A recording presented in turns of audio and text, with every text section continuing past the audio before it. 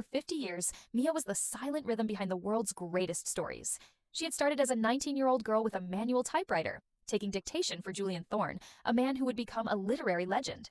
Now, her hair was as silver as the moon, and her fingers were permanently stained with the ink of his legacy. She had been his shadow through every bestseller, his comfort through every tragedy, and the only person who could read his messy, brilliant mind. Julian's agent, a shark named Marcus, didn't see a legacy. He saw a brand. In Julian's final days at the secluded coastal cabin, Marcus hovered like a vulture. He ignored Mia, often bumping into her in the hallway as if she were a ghost. He mocked her obsolete typing, telling her, "You're just a relic, Mia. When Julian goes, the computers take over. You'll be lucky if I let you keep your pension."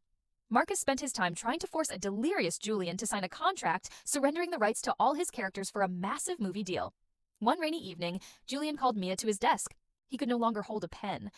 He looked at her with eyes that still held a spark of the young man she had met 50 years ago.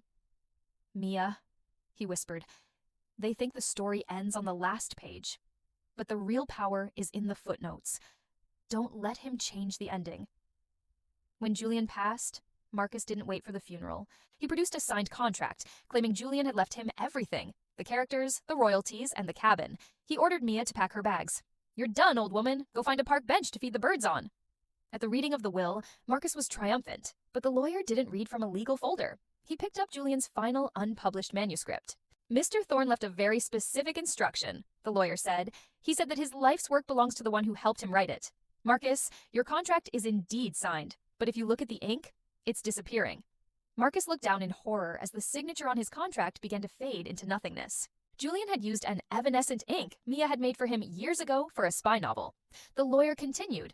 "However, the real will is hidden within the manuscript itself. In the footnotes of Chapter 12, written in permanent, indelible ink, it states, 'My characters belong to the woman who gave them their voice. I leave my entire estate, my copyrights, and this cabin to Mia. She didn't just type my words, she saved them.'"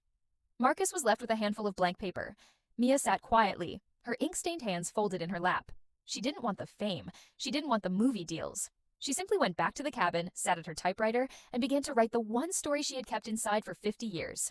The story of us. Drop a comment if you believe that true loyalty can never be erased.